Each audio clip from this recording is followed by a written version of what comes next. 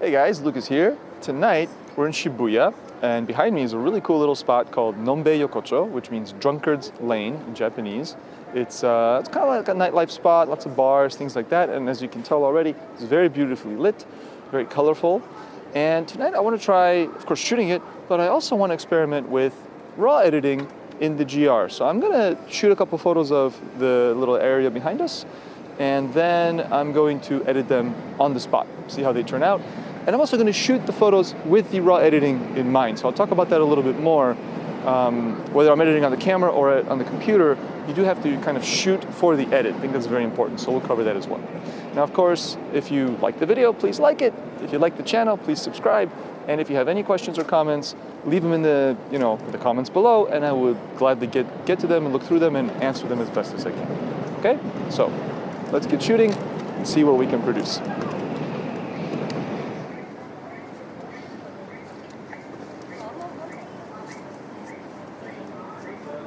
Okay, so first things first, we need to shoot the scene, okay? And for scenes like this that are very high contrast at night and most importantly static, nothing is really moving. I mean, if people are walking through the scene, I don't care if they're motion blurred because I'm not really shooting the people, shooting the scene. I like to shoot these things often on manual because I get the most control and the most consistent shots. I don't have to worry about the camera overexposing because there's so much contrast in the scene. So I'm gonna start, putting it on M. I'm gonna go with f2.8. I mean, this, the lens on the RICOH GR III and the GR2, all the GRs, is very sharp, even wide open. So I might as well just gather as much light as possible to give myself, the lowest potential ISO. And then because I really trust the stabilizer, the IBIS in the camera, I'm gonna try to get down to 1/5 of a second. I think I can confidently hold it on 1/5. I think 1/5 is doable, but we'll see. I might go a little faster if necessary. So I'm on 1/5 of a second, f2.8, and then I'll find whatever is the lowest ISO I can get with those two settings for that scene. Okay? Now, the ISO I'm going to go for, or the exposure I'm going to go for, is as bright as possible without blowing out the highlights. So I must have highlights that I can still see detail. That might mean I have very dark shadows in the end because there's a lot of contrast in that scene behind me. But in any case, whether I'm editing on the RICOH, which I'm going to try later, or on the computer, it's important that I keep the highlights so that I can just brighten the shadows, right? But it would be very difficult to lower the highlights. It's easier to brighten the shadows. That's going to be the goal. And one last thing, it helps to keep the ISO very low for this because as the ISO is lower, typically in my experience on most cameras, you have more dynamic range. It's easier to pull the shadows up on low ISOs than it is on high ISOs, okay? So let's see, I'm on, like I said, 1/5 and 2.8, and the ISO we're going to choose is, start with, 400 is pretty bright. I think we can get it down to actually 100. That's great. So 100. Okay, I'm going to focus on one of the lamps, do my composition, and like I said, 1/5 and f2.8. Okay, I'm going to take a few photos right away because, wow, very sharp on 1/5. All three of them are sharp. I was going to say I took a bunch at once. I just took like 1, 2, 3, thinking maybe one will be out of, a little bit blurry or something, but they all turn out very sharp. So that's pretty much the first shot. I might move back a little bit to get a little more of the scene because I also like the juxtaposition of the skyscrapers up there with this old little alleyway. This is nice contrast between old and new. Okay, beautiful.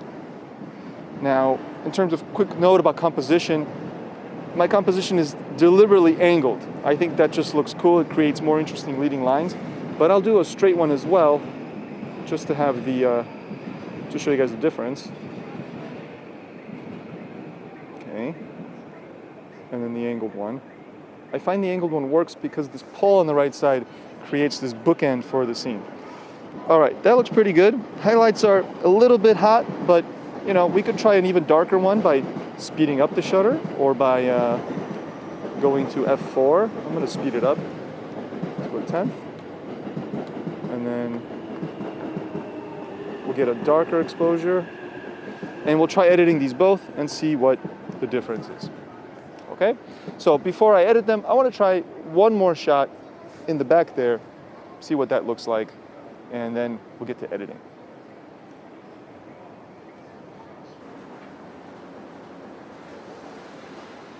So here I'm doing pretty much the exact same thing.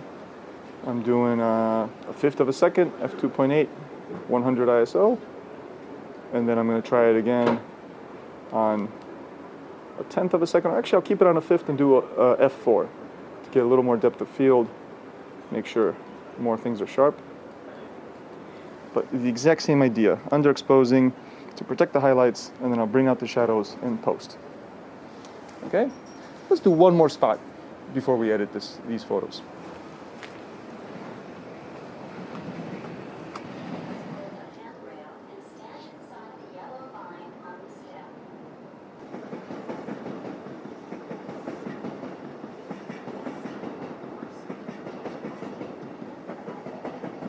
So, I want to do one last shot. We went up on top of this new, well, it's not new, it was always a park here. It's called Miyashita Park, but they redeveloped it so it's like a mall and a park combined.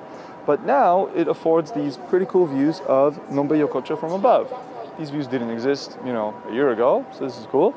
And I'm going to do this shot, still the same principles, but I'm going to do it a little bit different. So I'm still going to underexpose, save the highlights, do all that stuff, but there's trains going by and I want to actually get some, some of that motion. So I'm on 1 second, f5.6 100.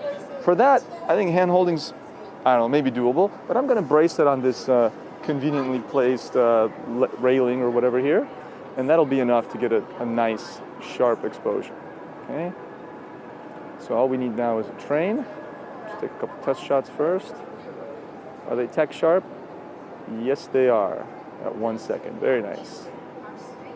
Okay. And Nombe looks really cool down there. Now we just need a train. I can hear one coming. There we go. And just as before, I'm taking a whole bunch all at once, like one after the other.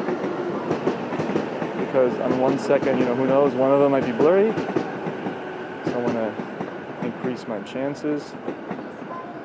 I also change the composition a little bit real quick. How does that look?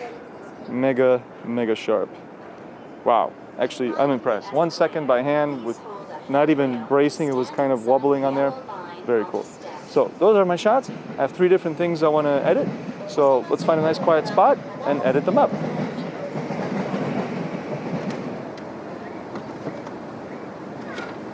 All right, so we found a comfortable spot back down here, and I'm going to edit one of each of the 3 shots that I took tonight. And I'm going to start with that first one of the kind of the front of the alleyway.